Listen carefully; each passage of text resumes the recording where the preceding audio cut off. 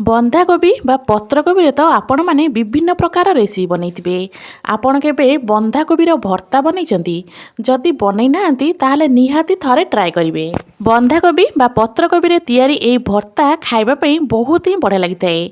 गरम गरम भात सहित केवल आपण मैंने ए भर्ता दे ही भात खाइबे, साइड्रे किछि भी लागबनी। नमस्कार, मु रश्मि यूट्यूब रे आपण समस्त को स्वागत। वीडियो को संपूर्ण देखिबापई अनुरोध। एबे चलंतु स्टार्ट करिबा आजिर रेसिपी। आजिर ए बंधाकोबी बा पत्रकोबी भर्ता बनवाई एटी गोटे छोट साइज बंधाकोबी नहीं जाइली। एबे बंधाकोबी को आमे छोट छोट खंडरे काटी नबा। तो ये देखिपे कोबी को मु पूरा पतला पतला बा सर करी काटी नहीं। काटी सारा पर या थरु दुई थर भाया भलसे धोई नहीं। एपटे गैस ऑन करी गैस उपरे गोटे पैन बसई नहीं। पैन आमर भलसे गरम होला परे काटिकी धोई रखिथिबा बंधाकोबी की एबे पैन देदबा। बंधाकोबी सब दे सारा परे एबे एठी आमे अल्प टिके पानी दबा। पानी बिल्कुल भी अधिक देबेनी, अल्प टिके पानी ता सहित स्वाद मुताबक लुण दे एबे आमे कवर करनबा। गैस रो फ्लेम प्रथमे हाई रखिथिबे तापरे लो करनेबे। एमितिया को आमे 4 रु 5 मिनिट पर्यंत भलसे सिझेई नबा।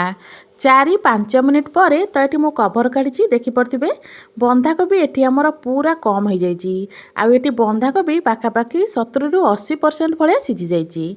तो बंधाकोबी आमर एतिकी सिझीगला एबे आमे गैस रो फ्लेम को ऑफ करनबा। ए बंधाकोबी की भलसे ठंडा करनबा। बंधाकोबी भलसे ठंडा हो गला परे एबे गोटे ग्राइंडर जार रे बंधाकोबी की देई आर गोटे पेस्ट आमे बनै नबा। सांग माने आजिर ए रेसिपी वीडियो को आपण माने को जगार देखुछंदी कमेंट करी निश्चय जणीबे, जहा फल कि मु मध्य आपण मानकु धन्यवाद दे परिबी। तो ये देखिपे बंधाकोबी गोटे पेस्ट मु बनै नहीं। एबे आम रखी नबा साइड रे। एपटे पैन बसई पैन देदेबा पाखापाखि 2 चमच परिका सोरिष तेल आमर टिके भलसे गरम होला परे एठी मु 4टा सुखिला लंका को भलसे भाजी नौची। एई सुखिला लंका को भलसे भाजी सारा परे आमे काढ़िकिना गोटे प्लेट रे रखी नबा। एई लंका को आमे सभा शेष रे यूज करिबा। तो ये देखिपे लंका भल भाबरे भाजी जाइए। एबे लंका को मु गोटे प्लेट को काढ़ी नौची। लंका को प्लेट रे काढ़ी सारा परे एबे लंका को आमे साइड रखी नबा। ए जो बड़का तेल रहिला से बड़का तेल रे दे दबा गोटे चामच परिका कला जीरा फ्लेवरटा एतरे बहुत ही बढ़िया आसताए। आपण माने चाहिले सोरिष कि नॉर्मल जीरा मध्ये यूज कर परिबे। तो एटी मु कला जीरा देइथिली। कला जीरा टिके फुटीगला परे एटी आमे दे दबा रसुण। एटी पाखापाखि 10 रु 12 कला परिका रसुण को मु पूरा छोट छोट खंड रे काटि नेथिली। रसुणर कलर चेंज हुआ पर्यंत आमे रसुण को मीडियम फ्लेम रे भाजिबा। रसुणर कलर पूरा गोल्डन हो गला परे आमे एटी ऐड करिबा पियाज। तो ये देखिपे रसुण भलसे भाजी होगलानी। एटी गोटे बड़ साइज पियाज को पूरा चुन चुन करी काटि नेथिली। एबे पियाज को एटी आमे दे दबा। पियाज को दे पियाज को मीडियम फ्लेम रे हल्का टिके आमे भाजी नबा। पियाज को हल्का टिके भाजी सारा परे एबे एथिरे आमे ऐड करिबा कटा आलू। एठी देखि परथिबे आलू को मु पूरा सरू सरू करी काटि नेची। बंधाकोबीर एई भर्ता रे आलू बिल्कुल ऑप्शनल अछि। आपण माने चाहिले आलू को स्किप मध्ये करि परिबे। जेहेतु हमको आलू टिके बेसी पसंद सेति पई मु एठी अल्प आलू देइथिली।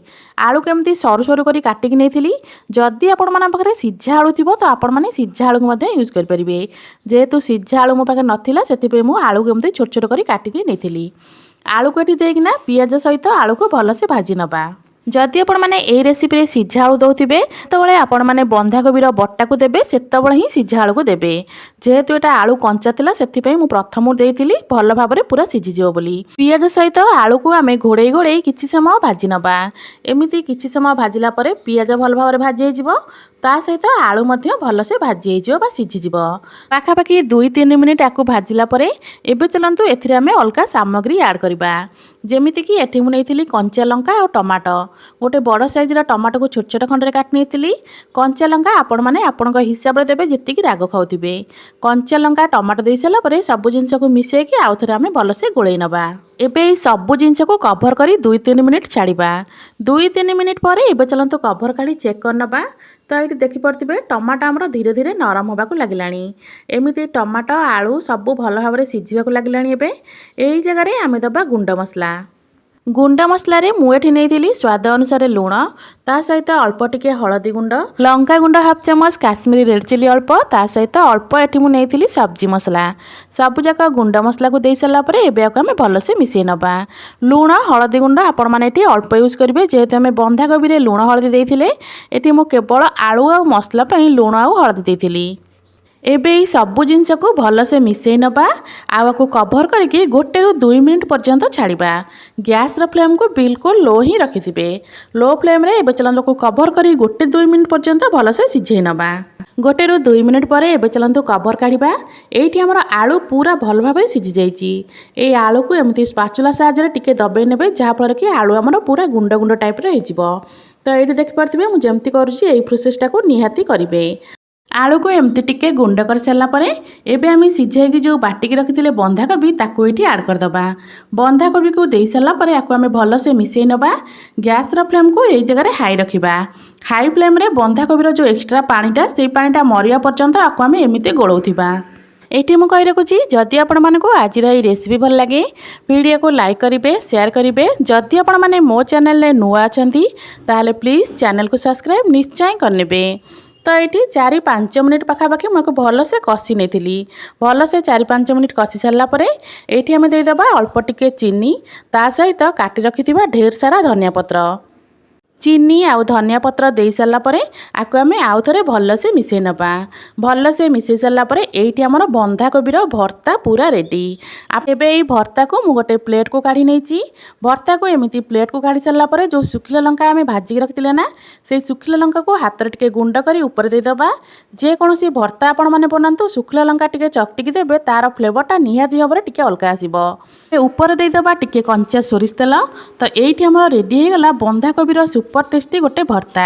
गरम गरम भात सहित खाइबे जोटा खाइबा पई बहुत ही बढ़िया लगी थाए। बंधा कोबीर तो विभिन्न प्रकार रेसिपी आपण माने बनाउथिबे थरे बंधा कोबीर एई भर्ता को निहाती भाव में ट्राए करंतु। आशा करूची आपण मानकु आज रा रेसिपी निश्चय पसंद आस्तिबो। पुणी आसीबी गोटे नुआ रेसिपी नै से पर्यंत रहउची। नमस्कार जय जगन्नाथ।